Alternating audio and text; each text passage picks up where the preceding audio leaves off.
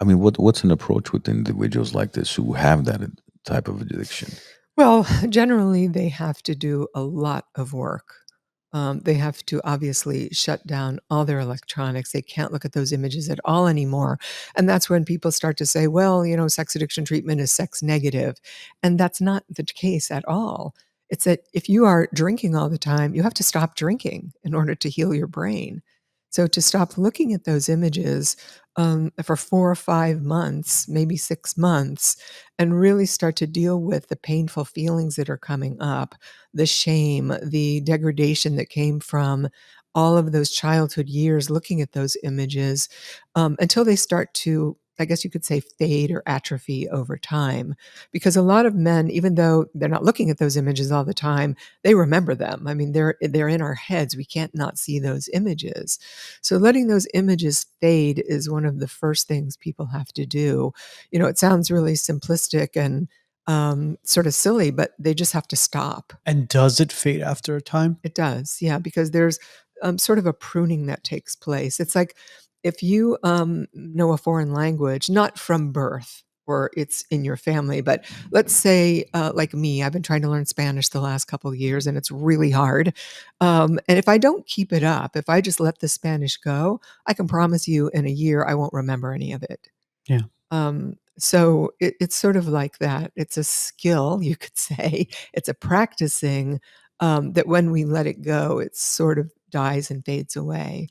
And then the challenge, of course, is to start to date appropriately and have sexual relationships with somebody of the opposite sex, and be careful to not let those images inform one's arousal also.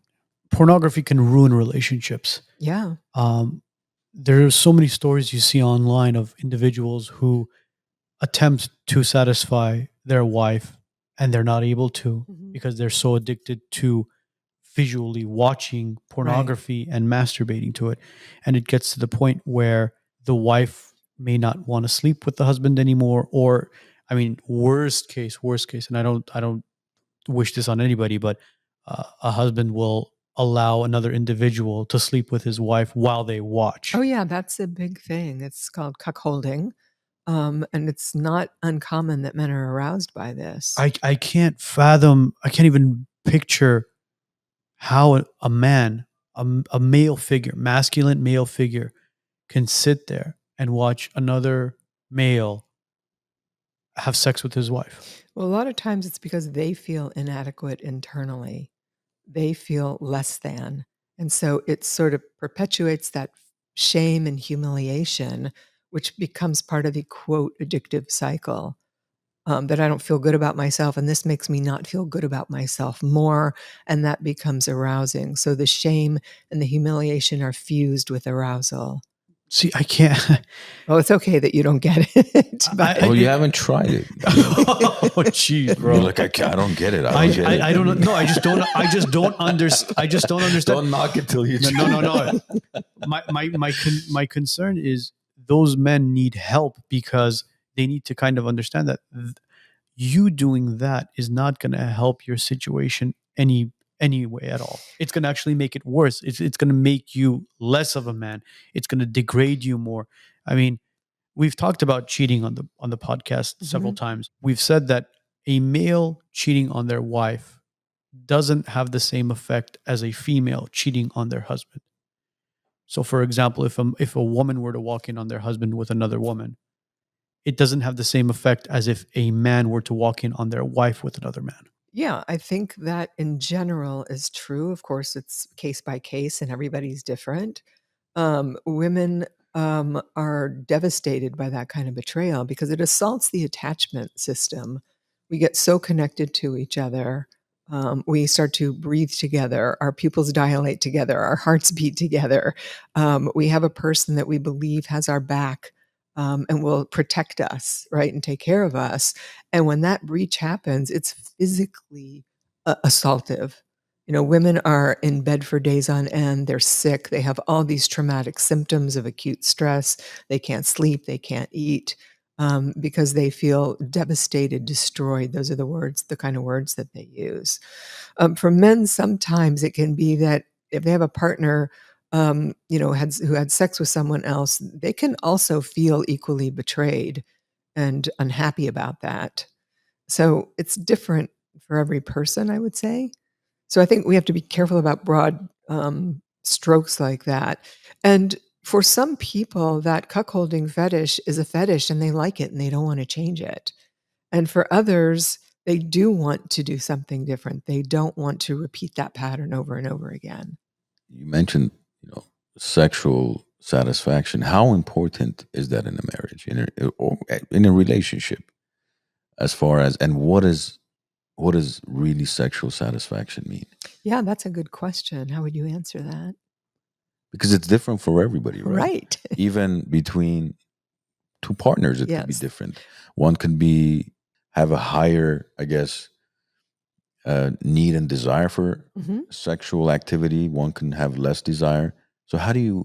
What's a healthy balance? How do you fine tune it between individuals that have obviously different approach to sex and what satisfaction is to them? Different sex drives. Yeah, Yeah. different sex drives. Well, I think it changes over the lifespan of a long term marriage. People in their 20s are having a lot of sex because they want to have babies. And then they have babies and they're too exhausted to have sex. And then they're in their 40s trying to figure out, what does sex mean to us now? Right. And then 50s and 60s. So it changes from decades to decades as bodies change also. And over time, sex is no longer about a drive. You mentioned a 20-year-old male, that's all they want to do is have sex. And so that's sort of biologically directed. But as we age, I often ask people the question of, well, what is the purpose of sex?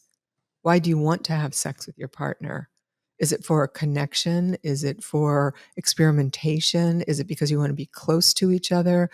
You mentioned pornography with women. I think when women feel like their partners, husbands are looking at pornography all the time, then they just feel like an object. It's like he's in fantasy about porn, but he's not looking at me. He's not connecting with me during sex. I just feel like I'm being used. And that is not a healthy configuration. And that's if they're having sex. Yeah, if they are. And then if they're not, I think people have to have conversations about why don't we have sex? What do we miss about it? Why do we want to do it? What are we afraid of? What would be novel for us to try? And because there's a lot of grief and loss in that too over time for people because they once had a sex life and they don't now, and what's missing. And I really think it's the quality of the connection during sex that's more important than the quantity of sex over time. But isn't sex like everything else where the more you do, the more you want to do it? The Yeah, less you do, yeah. the less you want to do, It is right? does have a sort of a use it or lose it Yeah, proposition to it. because it's like, again, I'm going to compare it to sports again. Yeah.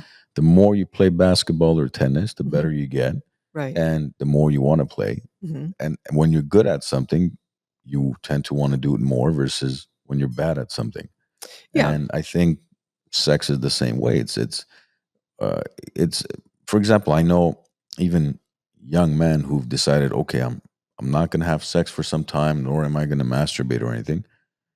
And then I'm like, listen, but you realize 3 6 months from now, you're probably going to completely forget about it, and then it's going to be very difficult to get back to it. So I don't know about this whole. I don't know what you would call it. Is it celibacy? Yeah, it sounds like it. I mean, They're on Lent. Yeah, extended Lent. So when you say, it stages, it changes over different stages, and as you get older or you're younger, whatnot. But I think it also has to do with how frequently and how much joy do you truly get out of it too. Right. No, But I want to kind of go back to what you were saying about the whole sports thing. You were saying the more you do it, the better you get at it. I mean, look, there's individuals who will attempt to play basketball and they'll keep playing and keep playing and keep playing, but they're terrible at it. well, maybe tennis is their sport. I know, I get it, but see, I think whether you're male or female doesn't matter. If you're bad at it and you just stop doing it completely, what you're going to end up doing is you're going to end up just watching it and fall into a completely different cycle. Mhm. Or you can just give her the best 8 seconds of her life. Or give her the best 8 seconds of her life. Correct. Yeah. So again, it really depends on the person, why they're taking a time out, why they're celibate, what their thinking is. Um, just what the purpose of all of it is, and it is so individual, and so I think, people that are listening should understand that it's important to sort of take stock of where we're at any time in our lives and what sex and sexuality means to us, so that it's not a should or supposed to or what everybody else is doing or what people in porn are doing or my friend's marriage. It's like, what is your marriage like? What is your relationship like? What is your relationship with your sexuality like? What do you want to do differently? I think, for example, masturbation and sex is probably one of the few things that most, if not everybody, does. Yeah. Yet nobody sits down and say, "Hey, how many times did you masturbate this week?" Like, it's Right. just not discussed, right? Or how often do you and your partner have sex? It's just Mhm. not discussed. It's so like, no, it's so private, and that's why it's so difficult to even gauge to understand. Like, okay, do I have a healthy relationship with my wife or not? Well, you think to yourself, okay, we're having sex X amount of times a week or month or whatever that number is, and you have no idea because you could, let's say, discuss it with your friend, and it's like, wow, you twice a week, man. We're at twice a year, and you're like, you're thinking to yourself, damn, I'm like a modern day Ron Jeremy. Right, yeah. Or it's vice versa. You think you're doing great with your twice a week, and then your friends like twice a week, bro. Talk about twice a day, man. Yeah. You're like shit. So what's a Why do you think I'm washing my hands?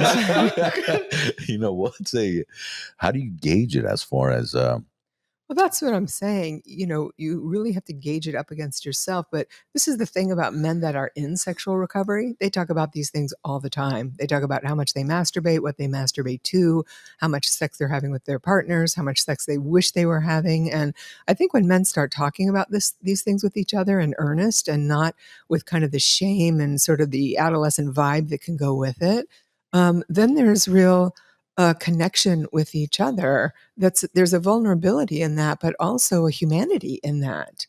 What is quote normal masturbation? I don't know, and it's different for every man at different stages of their lives also.